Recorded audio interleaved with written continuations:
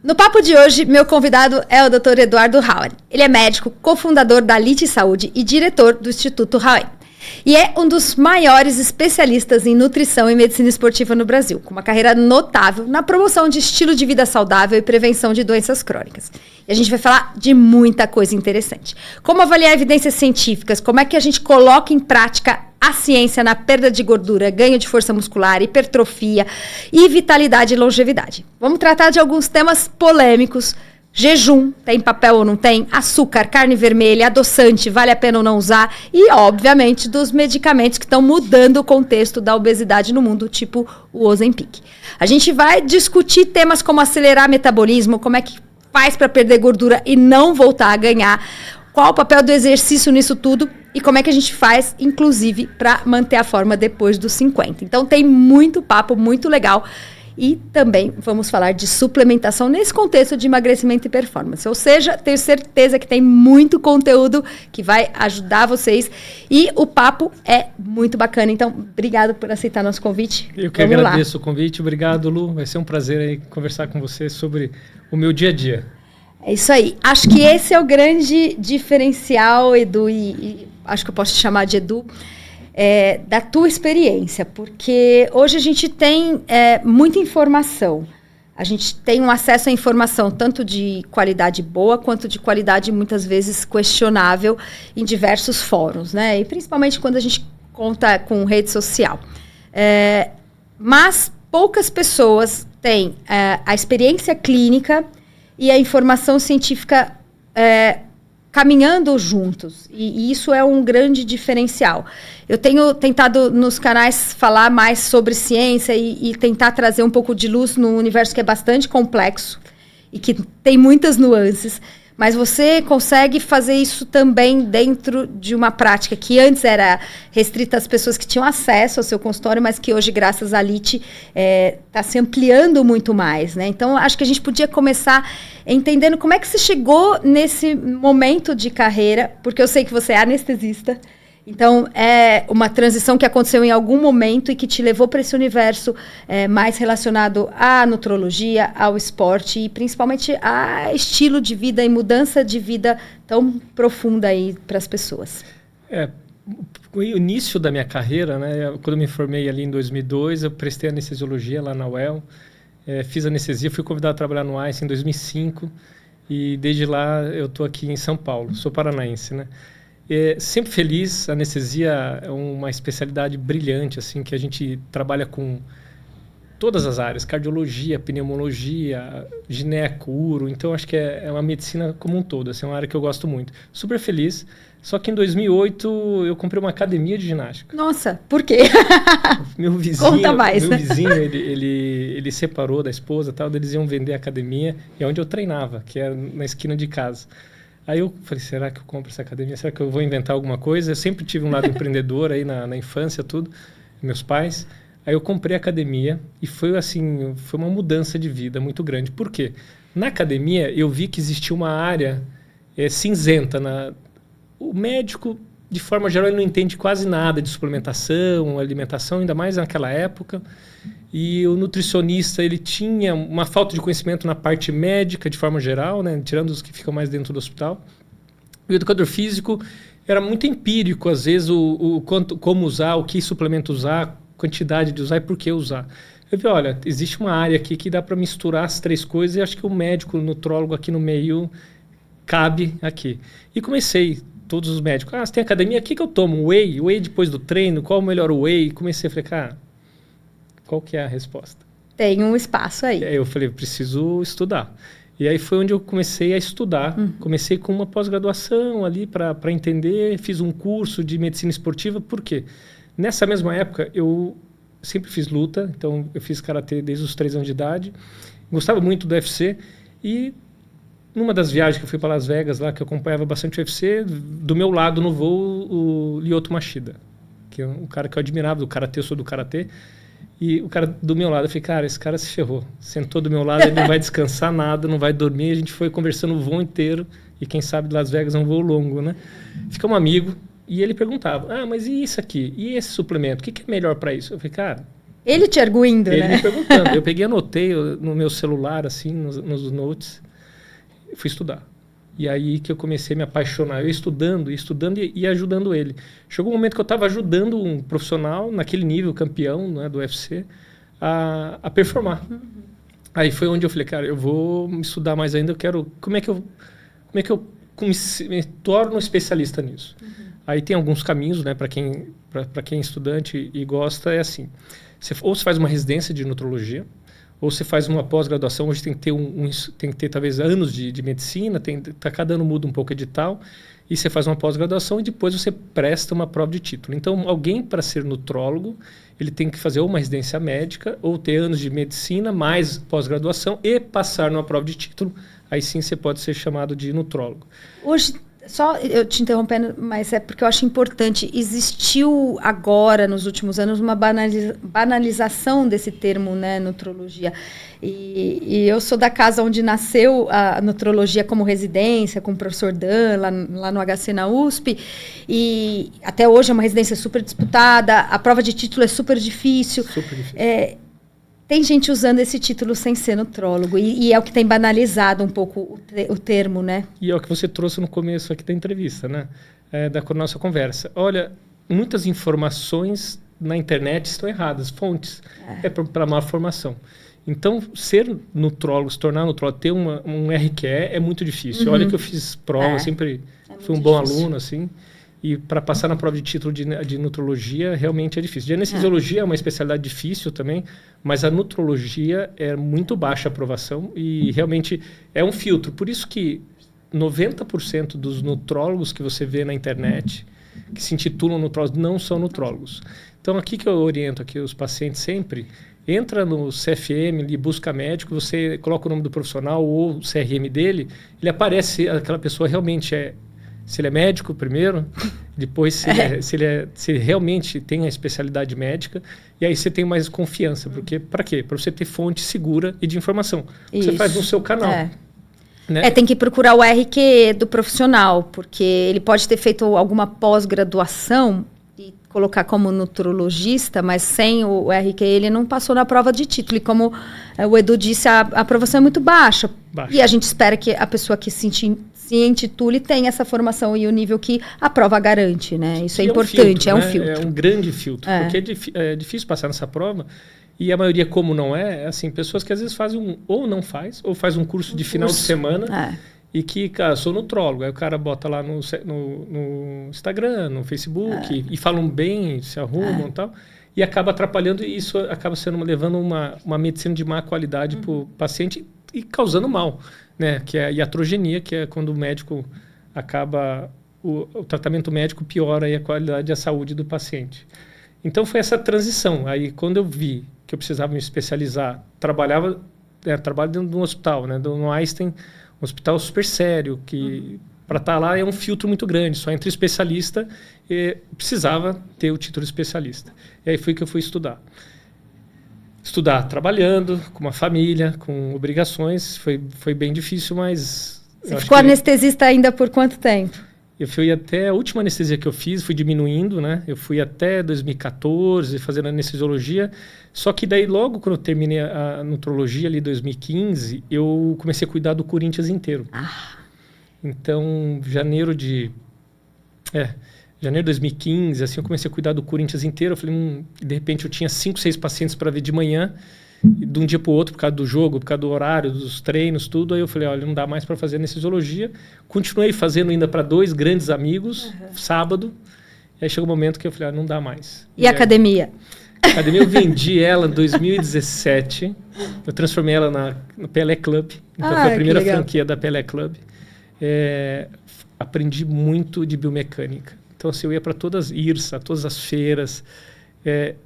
Assim, eu acho que eu tinha uma academia ali de equipamento, voltava aquela Life Fitness, que era a marca que eu gostava, ali coloquei, a minha era uma Pelé Club, a do Morumbi, então era uma academia mais de bairro, só que tinha equipamento, os que têm as melhores academias hoje, então eu estudei muito, assim, biomecânica e me apaixonei.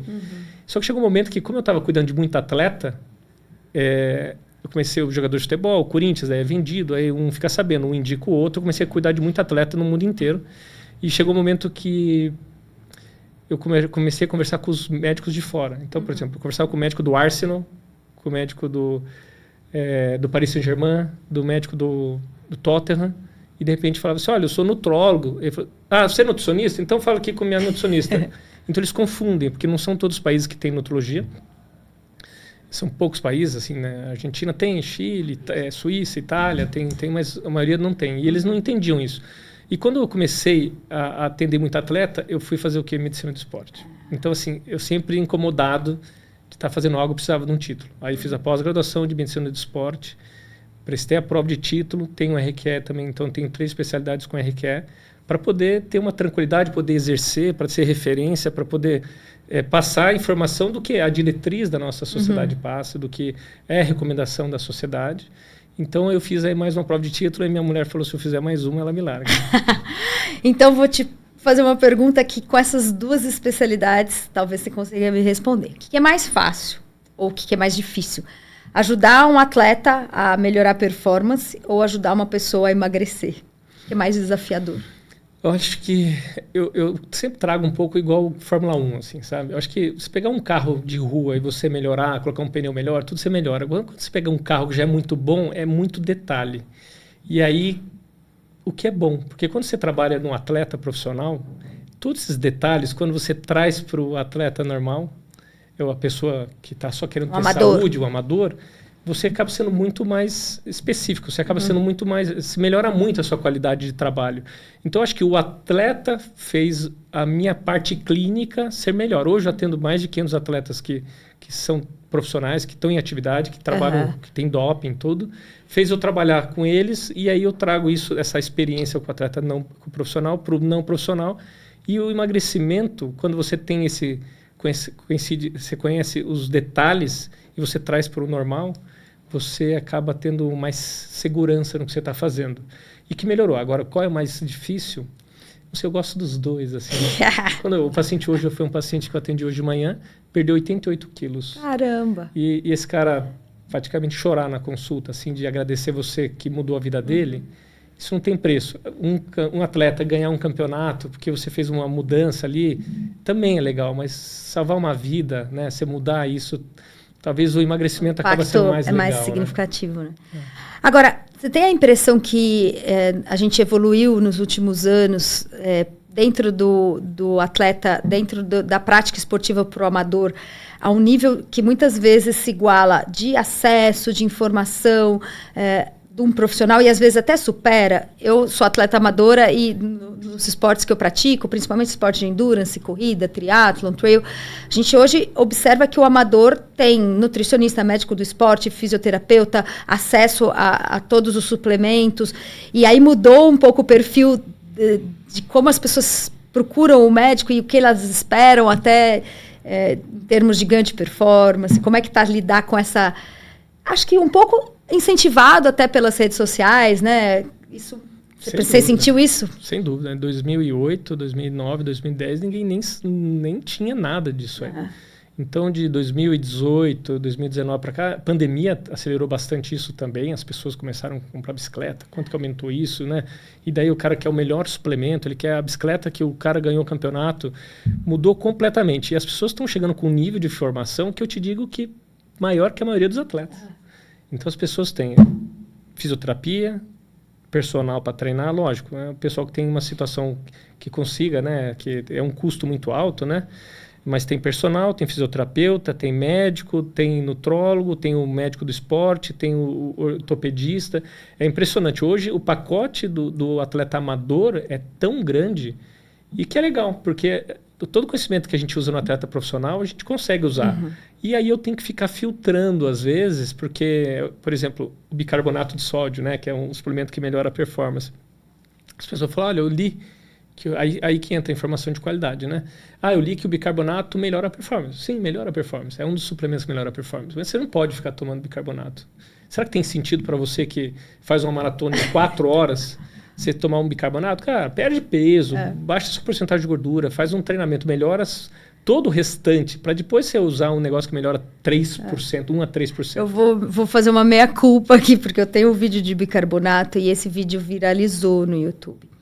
E eu sei porque eu recebo essas perguntas no YouTube E eu falo exatamente nesse contexto de performance da ultra intensidade e da competição, que é o que a gente tem nos estudos para bicarbonato. E eu recebo algumas perguntas do tipo, eu sou hipertensa, minha função renal é assim, assado, será que eu posso usar o bicarbonato? Eu falo, eu acho que dentro do seu contexto, você não deveria nem cogitar usar o bicarbonato. Ou um ciclista, eu recebo perguntas nesse nível, eu pedalo às vezes no final de semana e tal, devo usar o bicarbonato? Então, eu falo que é difícil... educar, mas acho que é o nosso papel também, né? Principalmente quem está presente nas mídias sociais. Eu vou fazer um novo vídeo de bicarbonato até para explicar para as pessoas. Espero que ele viralize tanto quanto o primeiro. Com certeza vai viralizar. Porque é essa questão de discernimento do que o atleta amador... Porque eu acho que essa é uma grande questão do atleta amador, que muitas vezes ele tem que considerar que, diferente do profissional, ele ainda tem que trabalhar, ele tem a família, ele tem outras condições de vida que talvez ele precise ponderar um pouquinho. E nesse sentido, acho que deve ser mais difícil, talvez, acompanhar o amador, né? Porque ele tem menos tempo para descansar, ele está trabalhando o dia todo, menos tempo para o sono. Tem menos tempo para treinar e quer treinar todo dia que ele pode. Então ele se machuca. Então, o descanso é um treino e as pessoas não entendem isso. A gente tem que ficar falando. E do bicarbonato, aproveitando, o bicarbonato... Se você usar ali 300 miligramas por quilo, dá 21 gramas para um cara de 70 quilos, tem 5,5 gramas de sódio. A recomendação é menos que isso no dia. Então, no hipertenso é ruim. Imagina, então, e é para usar na prova, na competição. A pessoa nem compete. Segunda, quarta e sexta que ele pedala, ele usa. Então, assim, a gente tem que ficar filtrando. E esse é o papel nosso. Acho que trazer os filtros para cuidar da saúde do atleta. E aí você consegue, trazendo essa informação de qualidade e filtrando quem é para usar, quem não é para usar, e que momento usar. Aí eu acho que a gente consegue cuidar da saúde e dar performance para o atleta amador, que é importante. É isso. É importante ele ter performance. Ajuda a motivar e acho que é bom. Acho que é uma das formas de manter a pessoa no esporte, né? Quem gosta de competir, quem saúde. Quer... Agora, então, vamos entrar em algumas coisas que vão interessar tanto o amador quanto o profissional, e que são um pouco polêmicas. Como é que você lida com a questão do carboidrato? E aí a gente já pode falar de jejum, pré-treino com ou sem, dentro de um contexto, mas pensando num amador. Tem espaço para treino em jejum? Quando treinar em jejum? E qual o papel do carboidrato na performance esportiva? E aí podemos falar de outros esportes, não vamos falar só de corrida, não. Eu quero entender... Eu acho que o tempo é muito importante para responder, o tempo do treino, né? Então, por exemplo, um paciente treinar em jejum, um treino de musculação, um treino de 1 hora, não está em jejum, né? Ele tem reserva do glicogênio do dia anterior, então esse paciente ele não vai faltar energia para ele. Agora, vou fazer o longão no sábado, de corrida... vamos alimentar antes, né? Vamos usar um suplemento, né? Tem que usar ali um gel durante, porque vai faltar glicogênio. Então, acho que é isso que é o principal. Fazer o aeróbico em jejum é bom? O aeróbico em jejum é bom. As pessoas não fazem aeróbico em jejum. Aeróbico em jejum é a frequência baixa. As pessoas fazem um anaeróbico em jejum. Eles vão correr em jejum. Correr em jejum, você está usando glicogênio. Você não está... O que é o aeróbico? É usar oxigênio com a gordura, né, que você vai queimar mais gordura, por isso que faz realmente o aeróbico em jejum ter um sentido. Agora, quando a pessoa está correndo numa intensidade alta, não é mais aeróbico, né? Está usando anaeróbico, é glicogênio. Então, não ajuda no emagrecimento, que muitas pessoas fazem isso para o emagrecimento. Agora, para o treino curto, independente do esporte, é super tranquilo. Agora, fazer o carboidrato antes, doutor, eu acordo, se eu vou treinar na academia, eu passo mal. E é real. Então, assim, pessoas que não precisariam comer para fazer um treino curto, mas que sentem melhor se alimentando antes, ótimo. E o contrário também. Não é isso que faz ela engordar, certo? Zero. E o contrário também. Tem pessoas que falam assim, se eu comer alguma coisa, eu não consigo treinar. E ótimo. Então, se você levantar a literatura, treinar ali, fazer o pré-treino ou não fazer o pré-treino, treinar em jejum, para treinos curtos, não faz diferença. É o conforto do paciente. Então, esse é o mais importante. Gente, é isso. Agora, pensando numa questão mais de atletas de alta performance. Você já viu atleta que não usa carboidrato com medo de engordar, porque o peso também importa, né, em várias modalidades, e acaba perdendo performance por conta dessa conversa hoje muito frequente, né, do low carb, da cetogênica, e acaba deixando de performar. No atleta profissional, então na luta, tem a perda de peso, que os trabalhos mostram lá no judô, que os trabalhos maiores são em judô, que realmente quem é da categoria de cima, perder aquele bastante peso perto do dia da luta, tem benefício. Então, melhora, é uma coisa ergogênica, né? Você melhora a performance ali. Só que, por exemplo, no UFC, você tem que avaliar individualmente. Por exemplo, uma pessoa que vai para uma luta de 5 rounds, que é a disputa de título, você vai sem glicogênio, acabou a luta. Esse cara, ou ele derruba no primeiro round... Quanto dura, mais ou menos? Para quem não entende muito. 5 minutos, agora não lembro. 3, então, seria mais de uma meia hora. Sim, demora bastante. Tá.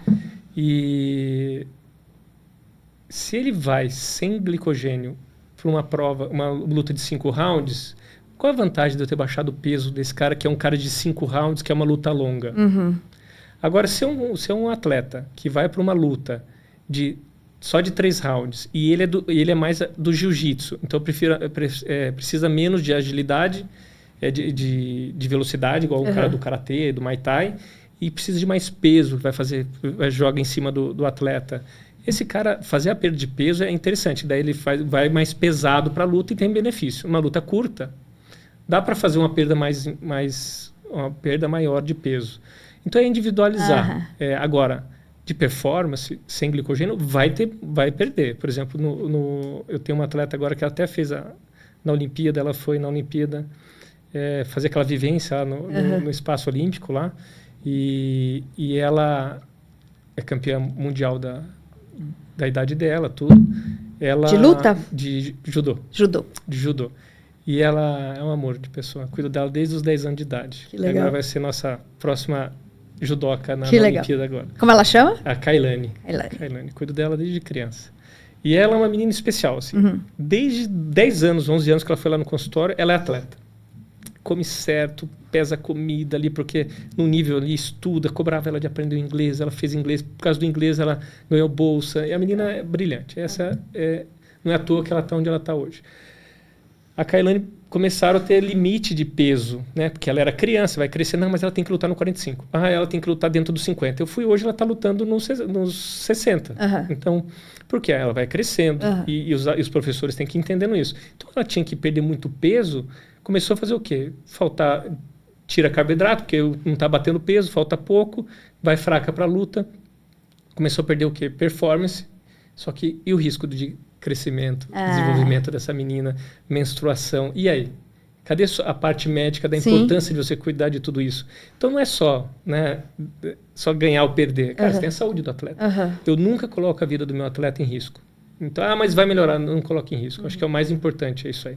E no caso dela foi isso. Então ela ia para uma luta, na época que ela estava quase tendo que trocar de modalidade, eu falei, olha, vamos conversar com a equipe, você precisa subir. Você precisa de glicogênio, você precisa de energia, você precisa de força. E hoje ela está no peso que ela fica confortável, baixa 3 quilos, sem diminuir glicogênio, e vai e está aí onde está. Então, não dá para tirar o carboidrato totalmente, que vai perder performance. Eu estou observando que você está com o anel, o relógio. Eu sou viciada em métrica.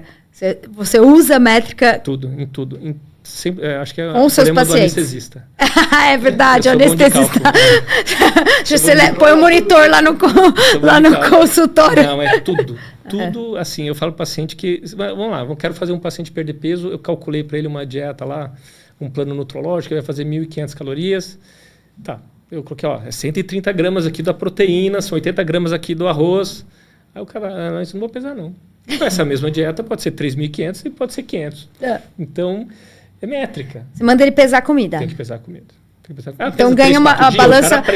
O nosso técnico sempre falava isso, que quando você quer emagrecer, você não tem que comprar uma balança para você se pesar, você tem que comprar a balança para pesar a comida. Só essa que precisa. E certeza vai dar certo na LIT, né? Então, isso que eu queria começar a entender agora, porque me parece que no começo da sua transição foi muito focado no esporte e na performance, né? Sim. Tratando atletas.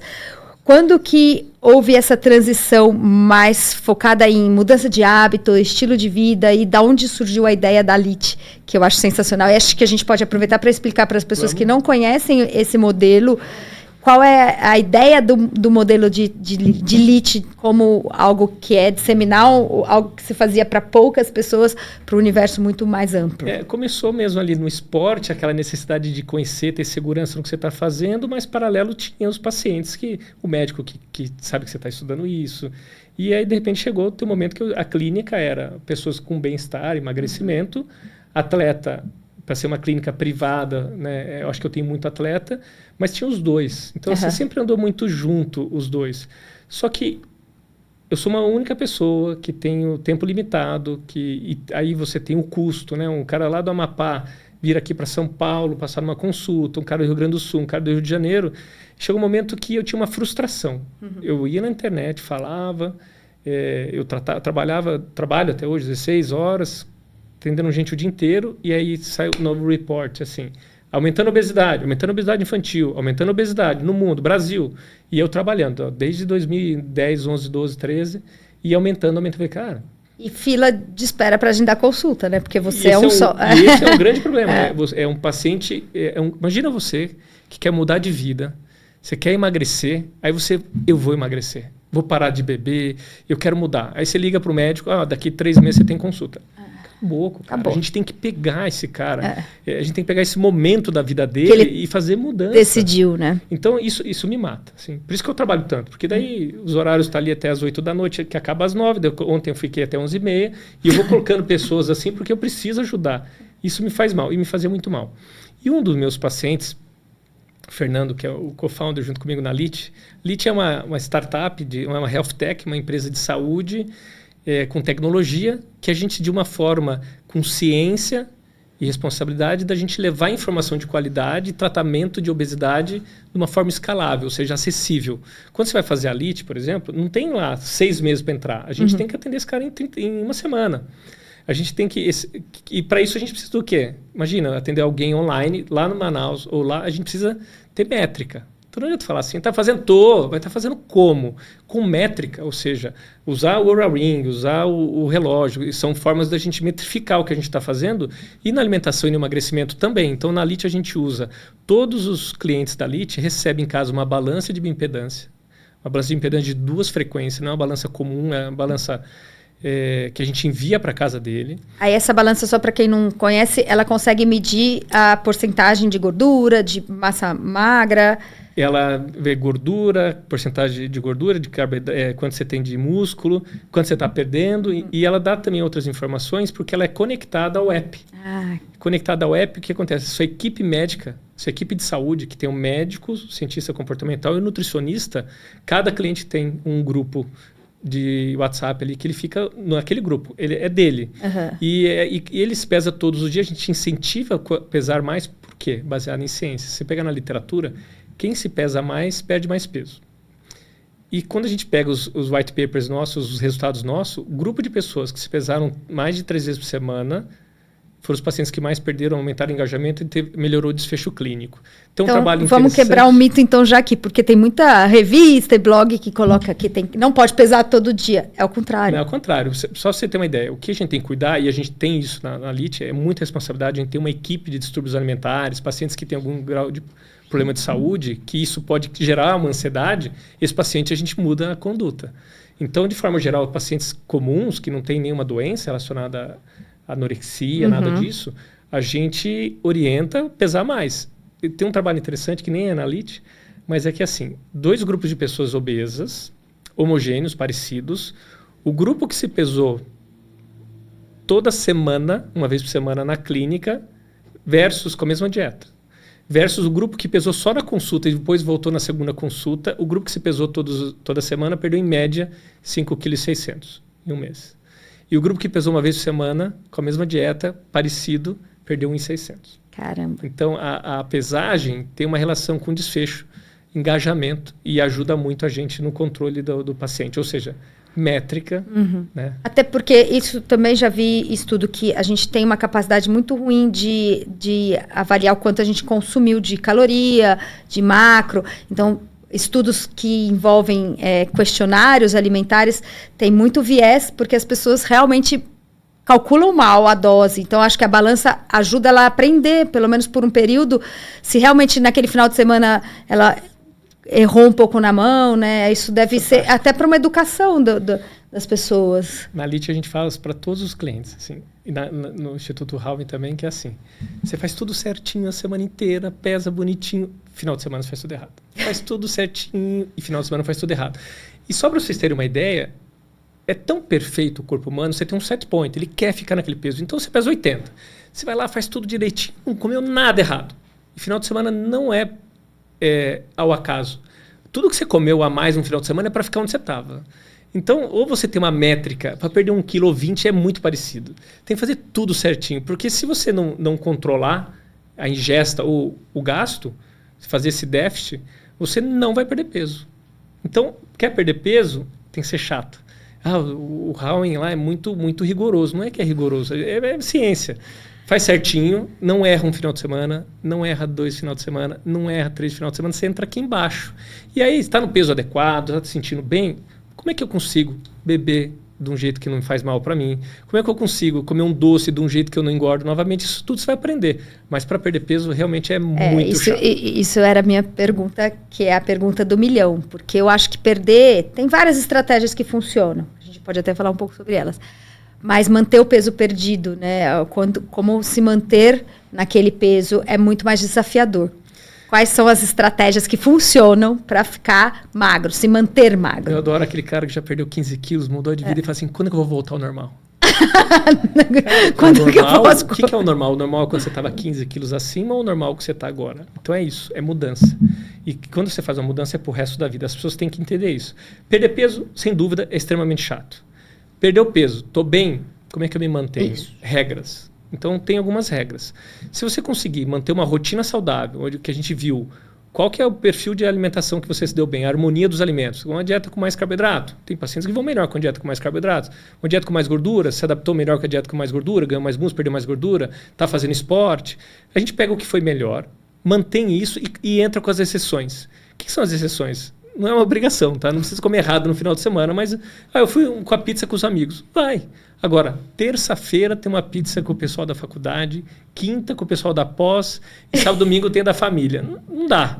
Então você 4 dias de exceção virou a regra, né? Se eu convidar para hoje no japonês, eu vou com você, vou comer lá 10 sashimi, um shimeji, um temaki sem arroz. Hoje é sexta, até daria para fazer diferente, mas segunda, terça, quarta, quinta e sexta, eu nunca como errado. Sábado você me convidou para o japonês, eu como até o hot roll. Entendeu? Porque dessa forma eu consegue fazer. Porque você não está buscando emagrecimento, só manutenção. Agora, se estiver emagrecendo, o hot roll vai esperar. O hot roll fica para depois. Né? Então tem que cuidar. Aí escolhe o sashimi. Medidas comportamentais. Né? A pessoa pode ir no restaurante. Você vai 10 sashimi, um shimeji.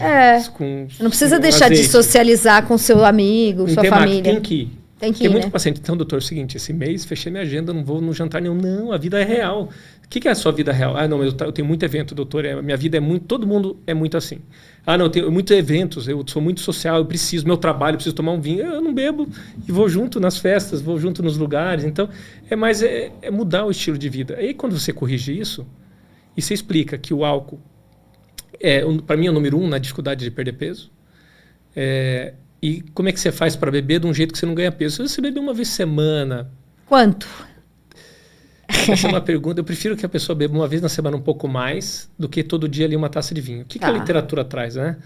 14 gramas de álcool ali, uma taça de vinho, uma lata de cerveja, 350 ml de cerveja, que é 14 gramas de álcool os dois, aumenta 12% de câncer geral, 15% de câncer de mama. Então, o álcool a gente sabe, o álcool faz mal para a saúde. Isso não tem dúvida, não existe dose segura. Mas o que a gente sabe também é que eu não consigo correlacionar o álcool quando você diminui a frequência com tumor. Então, tem relação com 13 tipos de tumores, o uso de álcool. Se você deixar para tomar no final de semana, nem que você beba um pouco mais, eu prefiro, do que a pessoa que pega e bebe todo dia. Então, ali você tem um descanso ali no fígado nos outros dias. Faz mal para nós o que a gente faz todo dia. Se você vai lá, você come tudo certinho, aí no final de semana, seu filho foi no shopping, quis tomar um sorvete, não é isso que vai fazer mal para ele. Agora, todo dia na sua casa, depois do almoço, ele tem um sorvetinho, é isso que faz mal. Agora eu vou entrar num tema que eu tenho adorado, porque eu acho que foi a grande revolução da medicina dos últimos anos. E que está mudando o contexto de saúde. E fazia muito tempo que nada trazia estudos tão robustos que mudaram tantos marcadores relacionados à saúde, que os análogos de GLP-1 e agora já os compostos, que são os novos medicamentos, né?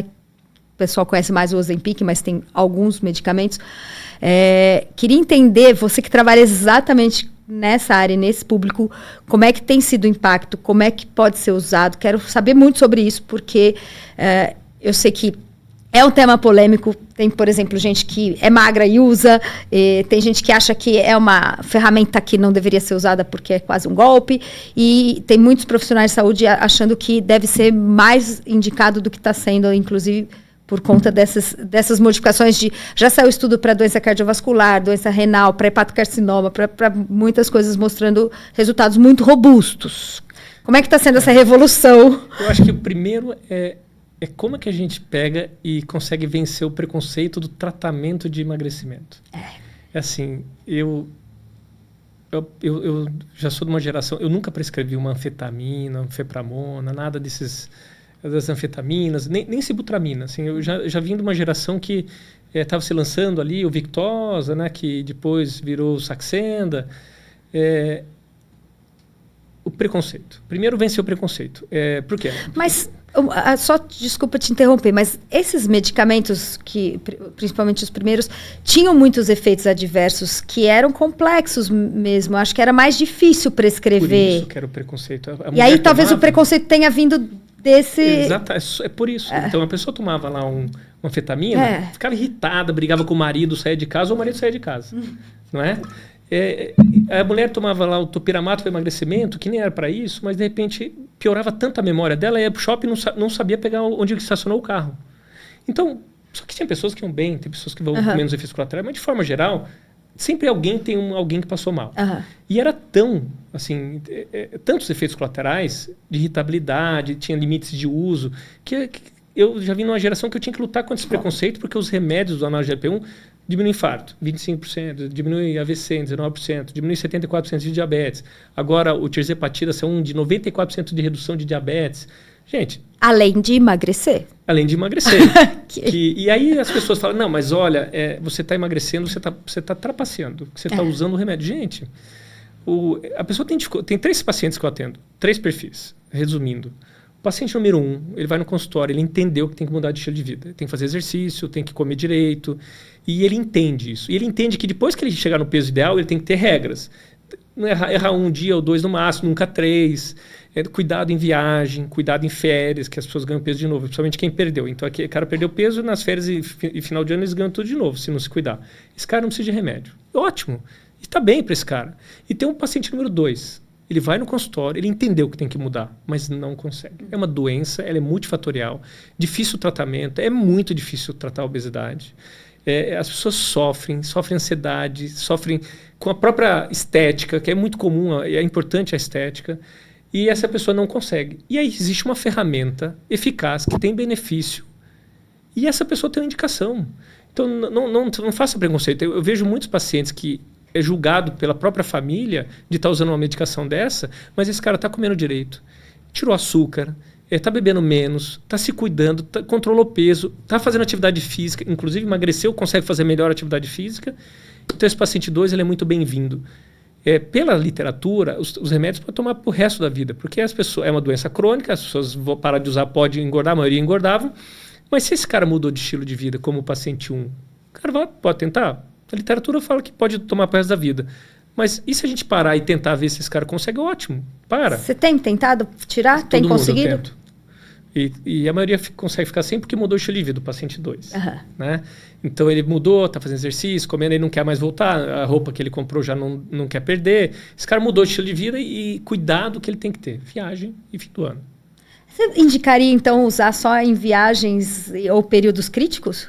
Em bula não tem indicação nenhuma disso, mas eu já usei. Vários pacientes eu falo, você tem muita dificuldade de viagem, está exposto, você vê muitas coisas gostosas, eu não vejo, eu acho que é uma estratégia nutricional, uma estratégia medicamentosa, que é muito mais inteligente. Vamos lá, o que vocês acham? É muito mais inteligente eu dar um remédio para um cara que tomou remédio para emagrecer, ele parou o remédio, eu dar o remédio para ele fazer uma viagem, que com esse remédio ele não engorda nessa viagem, ou é mais inteligente ele chegar dessa viagem 7, 8 quilos a mais e ter que tomar o remédio para emagrecer de novo. Então, por quê? o ganho de peso, mais que ele perca depois, aumentou o risco cardiovascular. Então, cara, vamos manter esse cara mais magro? Às vezes é uma ferramenta, se o cara não consegue. Eu acho que é uma ferramenta que dá para se usar. E o paciente 3? O paciente 3 tem bastante. Às vezes ele nem vai no consultório. É o cara que toma remédio. E infelizmente esses remédios não precisam de receita. Então o cara vai lá na farmácia, vai lá, pega e compra os analógicos de GLP-1, toma, só que come um chocolatinho. Bebe direto. Come sobremesa, chocolatinho, sobremesa, massa, come tudo errado, ou não come, né? Come tudo errado ou não come menos, até perde peso, mas perde massa muscular, massa óssea. Esses pacientes são aquelas famosas falsas magras. Esse paciente 3, quando para o remédio, é certeza que ele volta a engordar, só que com menos músculo. Então, assim, é um malefício para a saúde o paciente 3.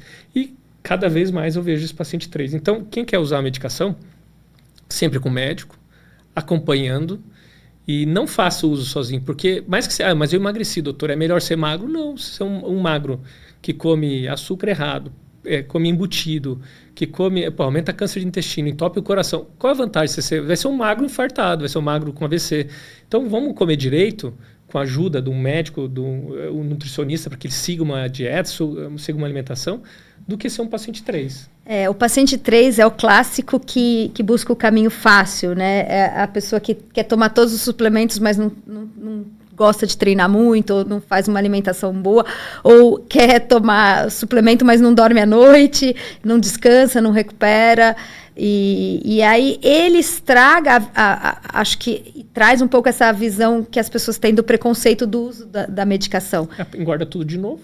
Eu paro, engordo tudo de novo. E não está associado à saúde, à mudança de estilo de vida, e faz sem a orientação, né? Fulana tomou Ozempic e ela é magra, mas come tudo errado. Aí, o cara que é o 2, que está aprendendo a comer, que precisa de ajuda, que sofre, que tem um risco, tem estetose hepática, tem diabetes, tem síndrome metabólica, que vai ter um benefício, ele é taxado, julgado. Ele é julgado. É julgado. Então é uma pena. E eu vou te falar, pacientes que perderam 30, 40, 50, 60 quilos, quando ainda faltam uns 10 quilos, o que me atrapalha os outros? Tá magro demais, sabe? Tá envelhecido, tá cara de doente. Gente, eu não tô cuidando de um cara para ficar bonitinho, eu tô cuidando do cara para ficar saudável. Então, falta 10 quilos, vamos lá. Vamos chegar no saudável, vamos tirar essa estetose hepática, vamos mudar a sua vida. E a população atrapalha. A mãe a LIT tinha que ter um programa para os familiares e amigos. Algum grupo, né? Tem que ter o psicológico. Uma educação. Uma educação mesmo das pessoas que convivem com quem está lidando com o tratamento da obesidade, né? Porque eu acho que realmente é bem importante esse contexto. O apoio familiar. O apoio familiar. E tem outra mãe que vai no consultório com um menino com obesidade, 10, 12 anos. É bem comum isso que a gente acontece. Doutor, mas o Joãozinho tá gordinho, né? Agora, o Daniel é magrinho, ele não tem culpa que o irmão é gordinho, não vou tirar o chocolate de casa. Gente, é a mesma coisa. Graças a Deus o Joãozinho engorda, que o Joãozinho engorda, ele come errado, ele engorda, vem no médico, vem no nutricionista, muda o hábito, come direito. Agora o outro que não engorda e come tudo errado, vai ficar doente. Vai ser um magro doente. Saúde metabólica, né? Que as pessoas não entendem. E aí a mãe tem que entender que a casa é um ambiente seguro. Nossa casa é um santuário. Eu falo que assim, só vai dar certo se sua casa for protegida. Se você na sua casa for uma bagunça, tem lá uma despensa com um monte de comida, você tem lá alguém que come bolo, sua mãe faz bolo toda tarde, essa criança vai fazer 1, 2, 3, 4, ela vai ter dificuldade. Então, se alguém com obesidade em casa, acho que vale a pena fazer esse tratamento. A casa inteira tem que comer direito. E aí ajuda no desfecho clínico e na manutenção do peso. Nesse papel de tanto saúde metabólica e também no contexto de emagrecimento, qual é o peso da atividade física? É possível emagrecer só com atividade física? Se pegar em literatura, assim, acima de 420 minutos, você perde ali 2 quilos, né? Mas pouco eficaz. Então assim, o exercício físico, ele tem uma importância muito grande em saúde.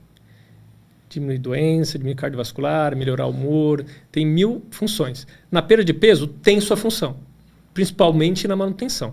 Agora, tem um trabalhinho bacana de relação, né? 70% alimentação, 30% exercício. Eu acho que é 90-10, mas o trabalho extrapola aí a minha clínica. Eu acho que o exercício você tem que colocar. Por quê? A gente está falando de saúde, o cara tirar o peito de peru e porque aumenta câncer no intestino, mesmo que não engorde, mesma coisa é exercício. Não adianta o cara ser magro e não fazer exercício, vai ser o magro que vai infartar, vai ser o magro...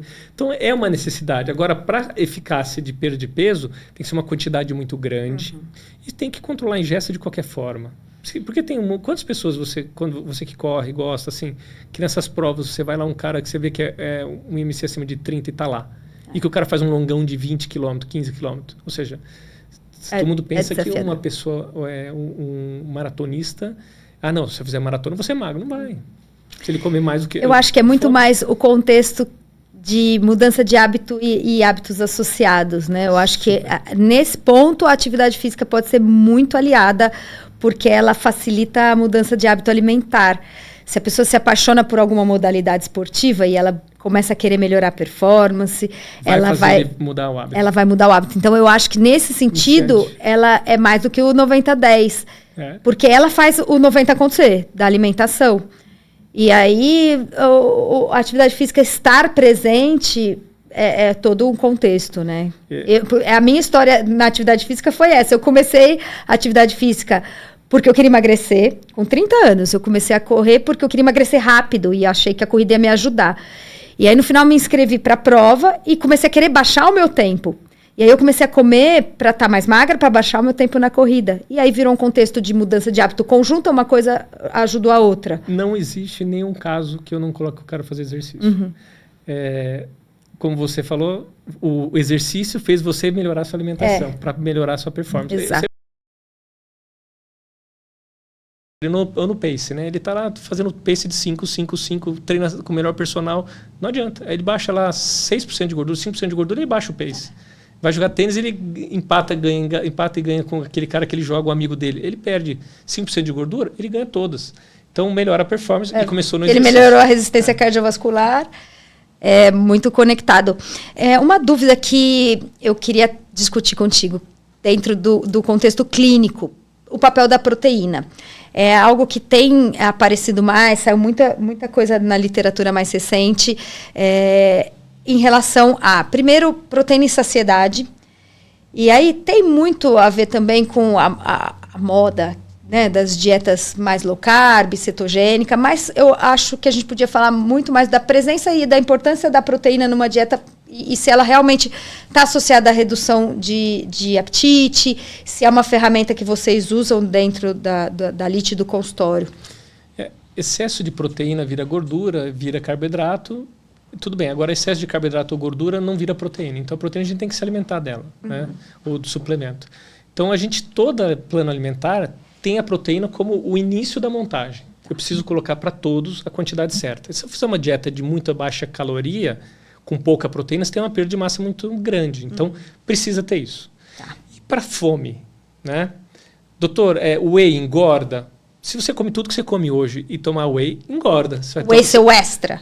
Porque você come 3.000 calorias e ainda vai tomar um whey de 100 calorias, são 3.100 calorias.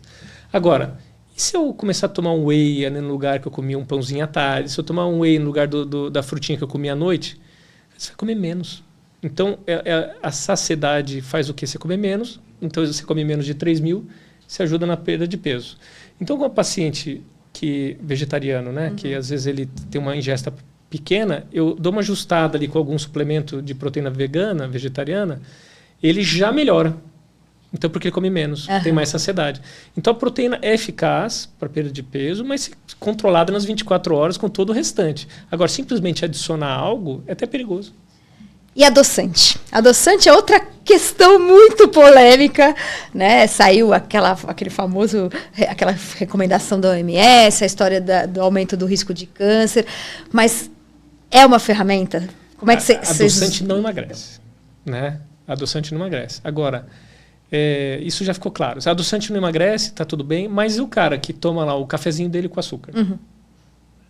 Aí você troca pelo adoçante e viu que as pessoas que trocaram o café pelo adoçante não emagreceram. Tá bom. Mas o açúcar eu sei que faz mal. O açúcar eu tenho certeza que faz mal. O açúcar eu sei que aumenta acidente cardiovascular, aumenta diabetes. toca o coração, tem uma liberação dopaminérgica, o cara fica viciado, come mais doce, mais doce, mais doce. Isso já não tem dúvida. Então o adoçante, mesmo que não emagreça, só que só tira, isso aí ajuda o cara a controlar ali a dopamina, ajuda o cara a controlar a quantidade de açúcar do dia, melhora o controle glicêmico, ajuda no diabético. Então, o adoçante é uma ferramenta também.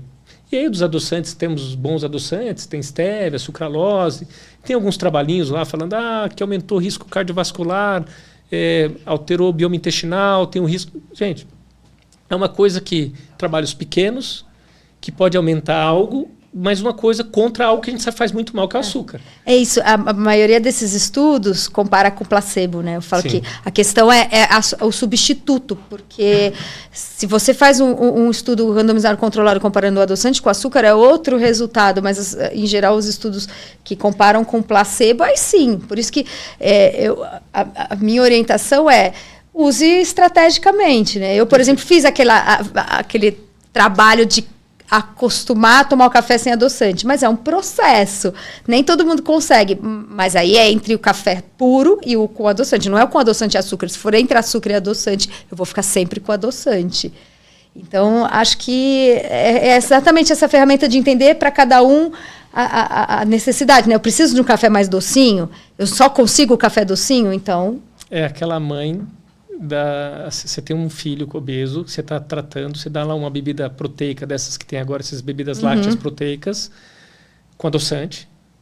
E aí a vizinha fala, olha que absurdo, olha na internet, essa mulher falou que tem aqui a xantina, que a xantina é uma não degradada versus uma degradada, uma coisa é para alimento, outra para não é. E uma faz mal, a outra não faz, ou seja, a informação é errada. Para que seu filho vai fazer mal. E tá comendo Nescau, o filho dela. Então, assim, uma bebida, né, tem um chocolatado com açúcar. Gente, não dá para comparar. É isso. A internet é isso, né? Esse é o risco. Eu falo em casa, as crianças às vezes falam, ai, mãe, você vai tomar uma Coca Zero e tal. Mas eu falo, tudo depende da substituição. Eu estou substituindo o que naquele momento com aquela Coca Zero? A Coca normal. Então, exato. É isso. Naquele momento eu quero aquele sabor da Coca. No resto da semana eu tomo água com gás. Mas naquele sábado, então, as pessoas precisam ter esse discernimento, né? Mas as pessoas rotulam, o adoçante, eu já dei refrigerante zero para os meus filhos, e é essa questão. Eu prefiro que ele tome o zero naquele momento do que o normal. Então, às vezes até uma bebida com açúcar, né? Um suquinho de caixinha, que a mãe acha que tá... Ou natural. Se o filho tomar todo dia um suco natural... É pior, a gente sabe lá que aumenta também a incidência de tumor. Por quê? Pelo açúcar. Então, você tomar suco natural ou de caixinha, tem o trabalho do British Medical Journal, aumenta muito a incidência de tumor mesmo. Né? E no trabalho não tem diferença, o de caixinha e o natural. Então, pela frutose. Né? E nesse mesmo trabalho, é interessante esse trabalho, no mesmo trabalho ele faz com a bebida diet, que não teve relação. Então, você foi bem com seus filhos aí. A gente está chegando no final, estou impressionada como a gente conseguiu falar sobre muitas coisas interessantes. E eu deixei para o final um tema que tem me interessado muito. Acho que é porque eu estou vivendo esse momento de envelhecimento e a questão da longevidade. E aí, neste ponto, tem alguns talvez, não sei se são mitos ou não, você que vai me responder. Então, primeiro, se realmente o metabolismo fica mais lento.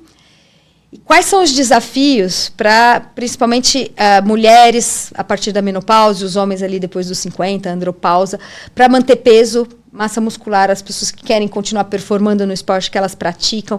Você tem recebido muito esse público e ele é tratado diferente da galera dos 20, 30? Principalmente, hoje o de 20 eu mando ele fazer o que o de 50 está precisando fazer. Tá. Né? Então, o paciente de 50 anos, principalmente mulher, né, que ele está entrando na menopausa ou já está na menopausa, é mais difícil manter massa magra. Muito difícil ganhar massa magra. Então, quando você vai perdendo massa magra, você vai diminuindo a taxa metabólica basal, o mesmo tanto que você comia, mas sempre, doutor, sempre comia esse pratinho, sempre igual, e estou engordando. E realmente está, não é porque ela está comendo mais, porque ela gasta menos, então o metabolismo dela realmente diminuiu. Então, o que eu faço? Uma readequação. E o principal é otimizar o treino de força, mesmo na mulher na menopausa, para que ela até ganhe massa muscular. É possível? É possível. Ainda mais se ela tem uma ingesta baixa de proteína. Porque aos 60 anos, a gente tem uma absorção diminuída de proteína. Então, a gente aumenta aí para 1,5, 1,8 gramas por quilo de proteína. Então, eu já entro na mulher de 50 anos, uma ingesta maior de proteína, com um treino de hipertrofia priorizado. Tá, mas eu gosto de jogar tênis, doutor. Eu falo, olha, eu sei, se você gosta de jogar tênis, você precisa fazer musculação. Você quer jogar tênis até os 80? Você precisa fazer musculação. Então, é uma obrigatoriedade. A OMS recomenda 2 vezes por semana, pelo menos. 2 horas por Orienta semana. Quantas vezes? Eu, numa mulher na menopausa, 50 anos, no mínimo 4 vezes por semana. Nossa, tem que aumentar meus treinos. Já. Principalmente que você gosta de endurance, né? Para você poder correr sempre, você tem que ter músculo, né? Principalmente osso. Eu já estou priorizando a musculação, mas eu não consegui colocar 4 vezes. Mas eu acho que esse é o conflito de quem faz esportes outros, seja tênis, corrida, você nesse momento talvez tenha que trocar a frequência. Eu treino um horário por dia, né? Então talvez diminuir um treino de corrida, que eu faço 4, e aí 3 de fortalecimento, talvez eu precise daqui para os 50. 3 no mínimo. Acho que no nível, ainda mais que você que faz até bastante, eu acho que 3 é o mínimo que você tem que fazer. Por quê? Aí você consegue fazer manutenção da massa magra ou ganho, né? E a taxa metabólica aumenta, consigo controlar melhor o peso, tenho músculo, consigo fazer o esporte que eu gosto, não me machuco, não tenho osteoporose, vou até longevidade. É isso. Acho que é uma tendência. Não é só viver mais, né? Longevidade é viver com qualidade, né? Você tem que ter não dependência. Vai viajar? Você consegue botar a mala em cima? Você consegue carregar? Né? Você consegue andar? Não, pô, tem uma artrose de joelho. Pô, paciente obeso, 51% deles vai ter artrose de joelho. Se tiver, quanto que 1 quilo de peso representa no joelho? Em torno de 4 a 7 quilos. Então, assim, para o cara de 20 anos. Quando você tiver com 50, você tem que estar assim. Então, esse cara já faz uma reserva, uma poupança de massa muscular. Então, como é que você quer estar nos 50 anos? Trabalhe agora. Cheguei nos 50 e não fiz nada? Não importa, você vai trabalhar para 70. E assim a gente consegue, com essas orientações, melhorar a qualidade de vida dessa pessoa no envelhecimento. Nossa, sensacional. A gente poderia ficar 3 horas conversando, então já fica aqui um compromisso de novos papos, porque são muitos assuntos que são extremamente relevantes, mas chegamos ao final. Você tem rede social onde as pessoas acompanham ou sobre a LIT, sobre o consultório? Quer deixar alguma orientação nesse sentido? Sim, a LIT Saúde, né? Tem o Instagram da LIT, onde a gente traz bastante informações de qualidade, né? Inclusive, a Lu é uma referência, eu aprendo muito com os seus posts. Obrigada. Porque você traz os trabalhos, eu leio os trabalhos, obrigado. Vários me ajudou muito. Então, o LIT Saúde tem um pouco o meu pessoal, que eu trago ali um pouco do dia a dia, ou seja, tudo que eu falo eu faço, tá? Então, eu treino. Isso é importante, não é? Eu acho que faz muita diferença o médico praticar esporte, ter hábitos saudáveis, porque é complexo você prescrever o que você não é, né? Exemplo, eu quero que minhas filhas façam o certo. Então, quando você faz o certo, as pessoas que estão ali, você acaba motivando, né? Então, o meu pessoal é Eduardo Howen, né?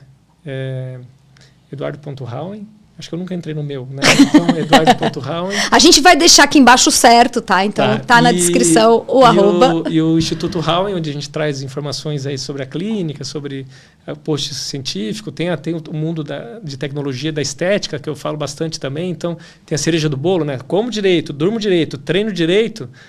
Tem um equipamento, radiofrequência, melhora a flacidez. Então a gente tem que marcar um próximo papo sobre isso, que muito legal. É uma área que me interessa e a gente nunca fez um conteúdo nessa área. Somente dos 50 a mais, esse tipo de colágeno. Então fica aqui o compromisso, já comentem aí, a gente vai trazer agora no próximo a cereja do bolo. Obrigada. Eu que agradeço. Foi muito bom.